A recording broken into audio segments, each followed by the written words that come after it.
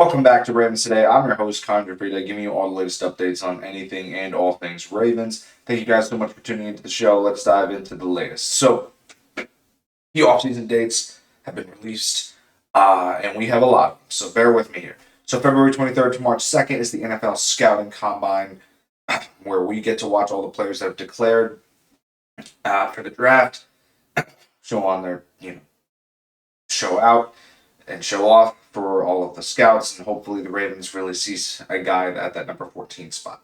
I mean, last time we had number 14, we had Kyle Hamilton, so I'm very, very sure that the Ravens are going to pick a stud like him. March 3rd is the franchise tag deadline. There's some choices that we have to make in terms of the franchise tag, and I'm sorry to say we're probably not going to keep a lot of players, or in terms of the tag. So we have to bear and see what kind of decisions the Ravens will make in terms of that. Hopefully, we do at some point have a head coach by then, but I'm not really sure. I'm not really certain, to be honest with you, because I expect us to have a head coach by the draft. But we'll get to that in a little bit here. So March 11th, the free agency window opens, where any player that was not signed to a contract gets to test the free market. So maybe, hopefully, since Harbaugh is no longer on the team and no longer has influence over any decision making on the team, hopefully Eric DeCosta opens the checkbook and we can get some, valuable players. But we'll see. March 11th, the new league year begins. Nothing changed here. New league year, new us, I guess. Really new us because we don't have a head coach right now. But anyway, March 29th to April 1st, the annual league meeting where all league associates come together, discuss what this new year has been planned for the NFL. April 6th, the offseason workout programs begin. This is more just the optional work. I expect some Ravens players to show up to this, but we'll have to wait and see on that. April 17th is the deadline for restricted free agents to sign offer sheets. Remember when we had Darius Washington, when he tried out the free agency, he was restricted. Nobody picked him up, so the Ravens re-signed him to a really low deal. I don't know what's going to happen this time, but we'll have to wait and see again, because who knows? Maybe any restricted free agents that the Ravens do have do get picked up this time, or maybe they don't. We don't know. We're kind of in the ocean floating around right now because we don't have a coach. Mind you, a coach leads this team. Coach helped define the culture of this team. John Harbaugh had led that for many years. So guess we'll have to wait and see on who the Ravens do decide to, look to and make offers to in the restricted free agency period. April 23rd and 25th, NFL draft, people. We are going to be covering that so much as we get closer to that and on draft night. And I'm really super excited for that because I feel like we're, again, going to get a stud at number 14. Got Kyle Hamilton at 14. Now we get another one at 14. May 1st, the fifth-year option deadline. Any player that can be signed to a fifth-year option, Zay Flowers is one of those guys. We have to sign him to a fifth-year option, or we can get a contract extension out of him. Guess we'll have to wait and see. May 4th or May 8th to the 11th. It really depends on the team's work. Is the rookie minicamp. All the rookies from the draft and the undrafted rookies, have their, practice, and guess we'll have to, again, they really show their stuff. And it really helps the coaching staff and the front office really narrow down on who they want to keep on the team. Unfortunately, some rookies that were or are going to be drafted probably aren't going to make the final cut. But it is what it is. It's a business, and hopefully they find a good place somewhere else.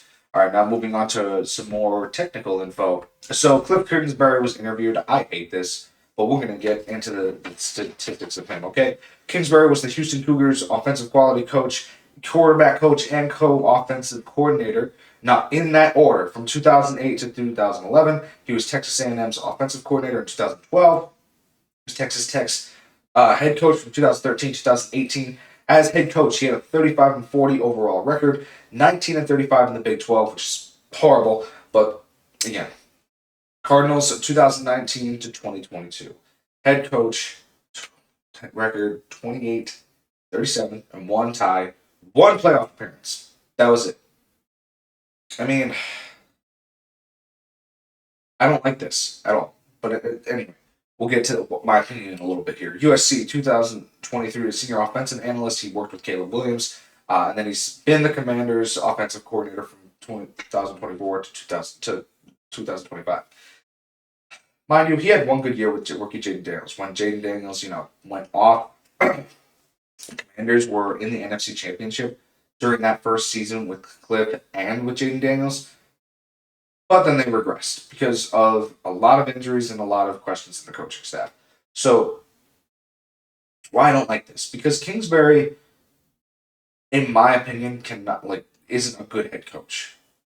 I get the Ravens are looking at everything. They want something perfect for Lamar Jackson, perfect for this offense, perfect for this defense. Cliff Kingsbury's not it. If someone can convince me otherwise, comment down below. But I do not think Kingsbury's a good fit. He isn't able to come in clutch under pressure. He's not able to coach in those big moments. Mind you, he had one good season on the Cardinals. When the Cardinals went, 8-0? And then they completely fell off after that. I mean, that was 2020, 2021? Anyway, I just don't like this. Again, the Ravens are just looking at all options right now, but don't think this is happening whatsoever. And nor do I agree if it were to happen. All right. McDaniel has confirmed that he is interviewing with the Ravens at some point this week. Love this, but not for head coach. Let's go into the McDaniel stats, okay? Broncos, 2005, he was just an intern there. With the Texans from 2006 2008, he was an offensive assistant. Redskins from 2011 2013 was the offensive assistant and then became wide receiver coach. With the Browns for 1 year, 2014, he was wide receiver coach. Falcon, from 2015 to 2016, he was the offensive assistant.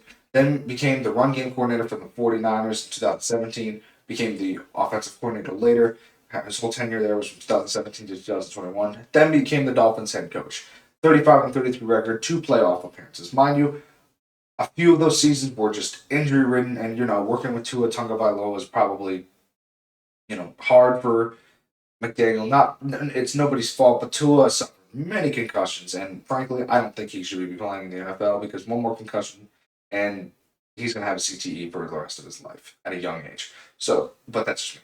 So, in that 2023 season, the most notable one, the one where the Dolphins were the most feared, he went won a game against the Broncos 70-20, which is the most by any team in the Super Bowl era, and had 726 offensive yards, which is still an NFL record.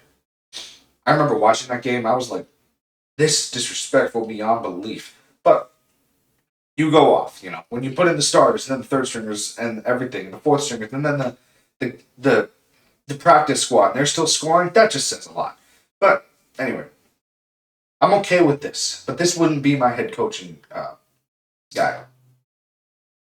I think of him more as an offensive coordinator. Offensive coordinator for the Ravens. Oh my god. So here's like my dream set. My dream, I think I've said this before.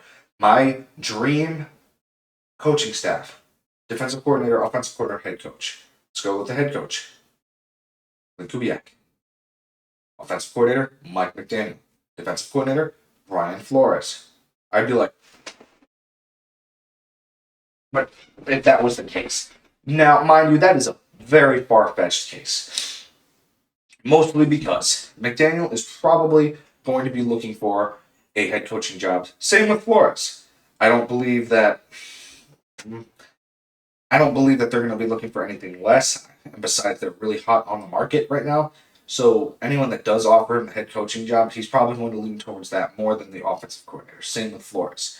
But we'll have to wait and see because everything is up in the air at this point. All right, heading into the comments. I had one comment from my last video about Kevin Stefanski is not a good head coach. I disagree. Hear me out on this. Mind you, you have your own opinion. I don't think that the Stefanski's a great coach. also don't think he was put in a terrible situation and still made some good out of it. Mind you, he had a couple of good seasons with Baker Mayfield, and then the Browns crapped the bed by making him play when he was injured. He should have been set and said, "Yeah, I can't play. We'll tank the season. I'll come back 100% healthy." And look, he has had a great, few years on the Buccaneers.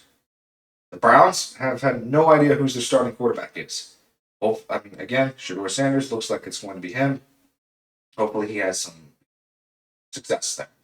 But again, you're being put on the Browns, and you're still able to bring them into the playoffs. It's twice. It's in some point of that tenure. I still think that's very impressive because the Browns are cursed. They're cursed mostly. They just can't get anything right. And it's true.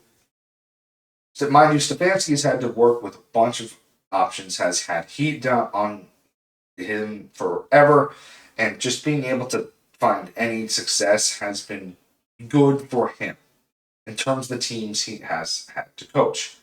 But again, I don't think he's going to be a Ravens head coach. But I also don't think he's a bad coach. I just think he's put in a very difficult situation where he's had to find success on a team that has a reputation of not having any success whatsoever. And he's managed to do that. But we'll have to wait and see about anything in terms of Stefanski. I don't think he's going to be a Raven. But again, all cards on the table. Thank you for tuning into Ravens today. I'm your host, Connor Gioffreda. Again, thank you guys so much for tuning into the show. Subscribe to the channel, like the video. Have a good one, everyone.